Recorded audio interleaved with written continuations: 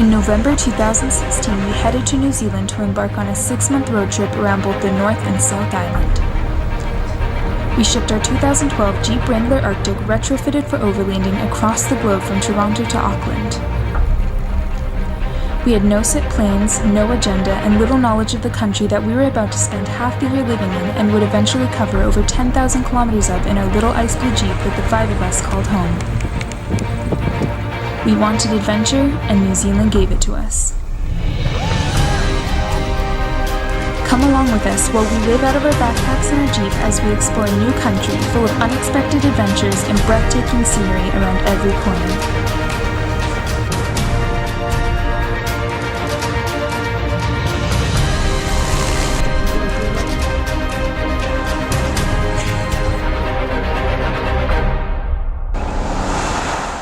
This is the last episode of our New Zealand adventure. Last week we left the South Island after 3 beautiful months down there, and we arrived in Wellington on the North Island. This week we're going to traverse the west coast of the North Island and head all the way up to the top of New Zealand, a place called Cape Reinga. And we're going to encounter many fun adventures along the way.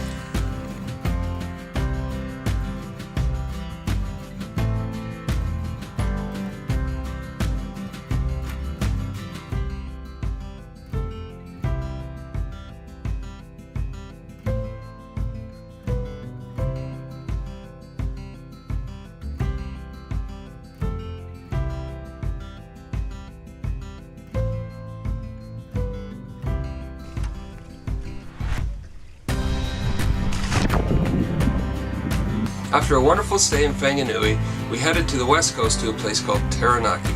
There's a huge volcano there that we intended to climb. However, the weather didn't cooperate. In fact, it was obscured by the clouds. We talked to someone at the Department of Conservation and they recommended that we do not go up the mountain. So we spent the night there and enjoyed the black sand beaches instead.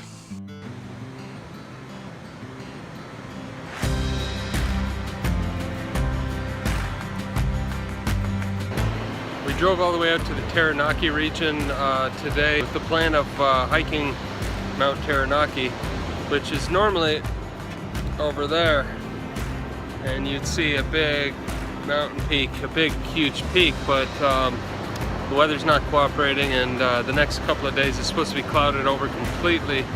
We talked to the Department of Conservation people and they said not to climb during this kind of weather, so I don't think we can wait around till next Tuesday for the weather to clear up. So we're gonna spend the evening down here by the beach and then head up to what's called the Tongariro crossing.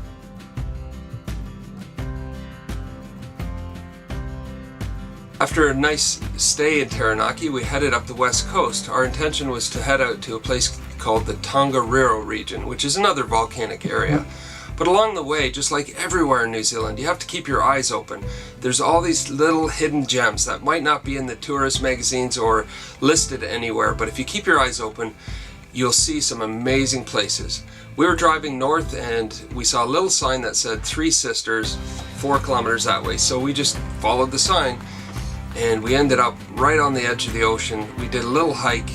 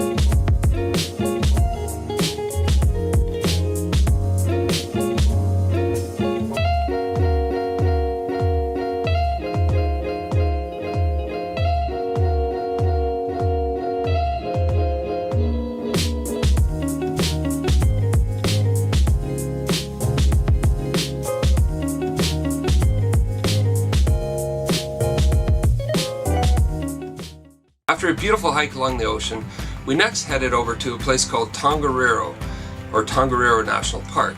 This is a volcanic area, very active.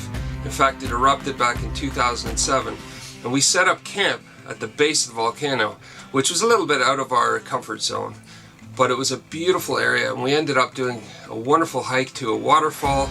Our intention there as well was to do what's called the Tongariro Alpine Crossing, but the weather again didn't cooperate. In fact, we waited a couple of days, and every day we went in and checked to see if they had opened the pass, but it didn't look like it was going to open for another 3 or 4 days, so we just moved on and headed north. Before we left the region, we spent the night at the historic Chateau Tongariro. In the morning we got up and made the hike out to a place called Taranaki Falls. The scenery was spectacular. See, the mountain in the background is covered over again, so there's no visibility, so hiking or climbing that is off the books for today. And it's been kind of cold and rainy. We moved from the coast, which is really warm, to higher up in the higher elevations here in the mountains, and it's cold, and I thought it'd be a good night to get a hotel room and kind of warm up a bit and hopefully feel a bit better, and we can get caught up on our school and our blogging and all that stuff we need to do. And the only hotel available is the Chateau Tongariro.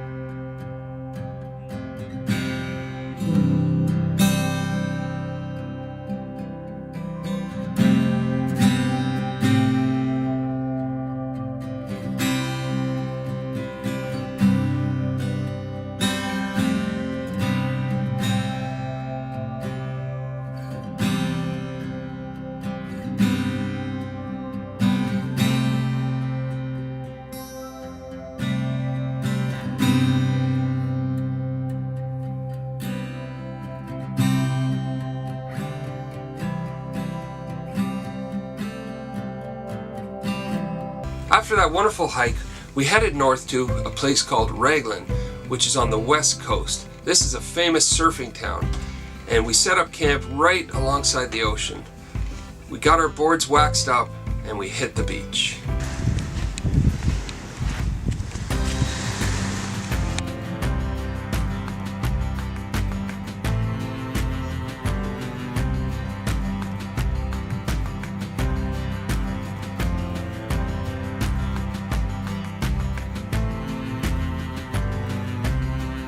While we were there, we met an amazing couple from Hawaii. It's really neat when you meet people that care and spend time teaching us how to surf, how to read the waves, and just really how to appreciate the ocean.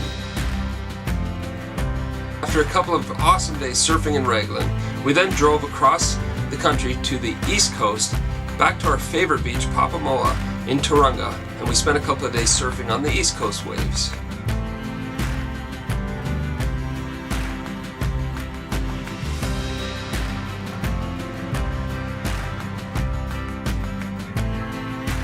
Morning, we're back here in Tauranga on the east side of New Zealand, on the east coast, enjoying another beautiful sunrise.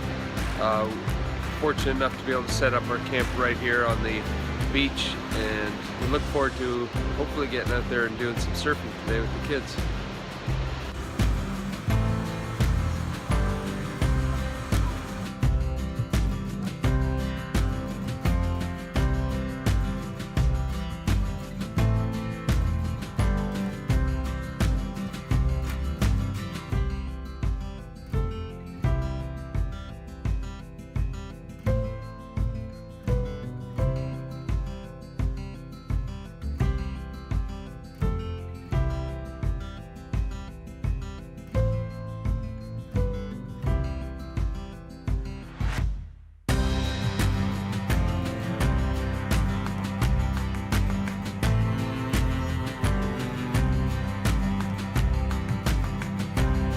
We then began our trek to the Northlands of New Zealand.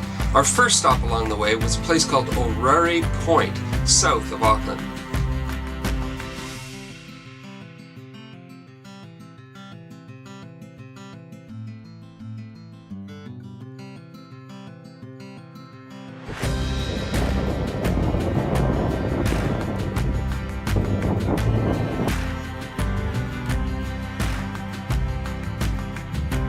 We then drove north through Auckland to a town called Whangarei, where we rented a cabin for my 15th birthday.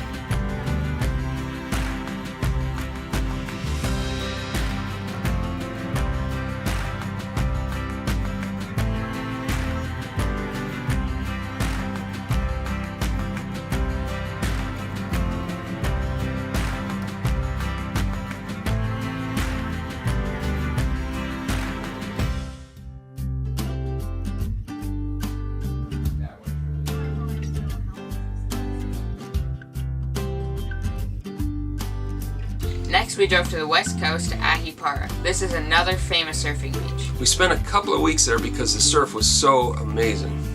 Ahipara is at the base of the 90-mile beach. This is a beach that runs right up the west coast to the northernmost tip of the Northlands, to a town, or actually just a small community called Cape Reinga.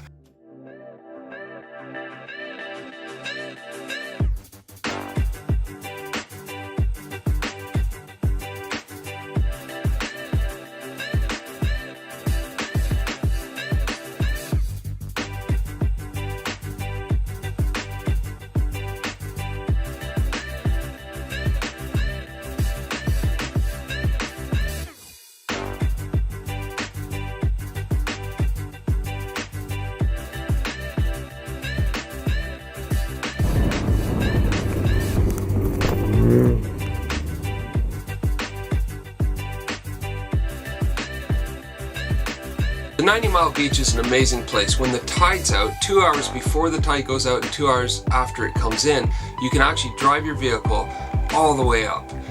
And along the way there's a place that has giant sand dunes.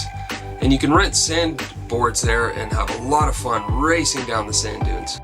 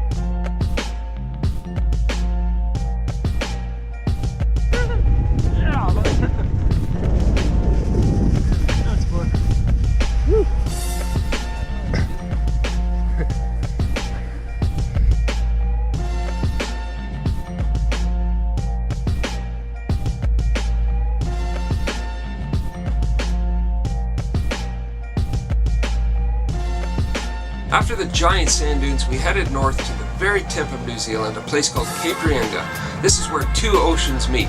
The Tasman Sea collides into the Pacific Ocean.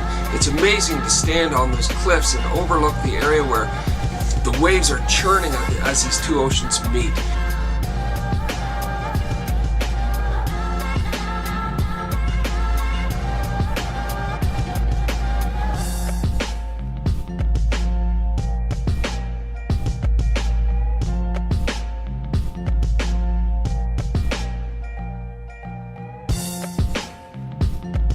We spent a couple of weeks in Ahipara. It was one of our favorite surfing beaches and just a wonderful place to stay.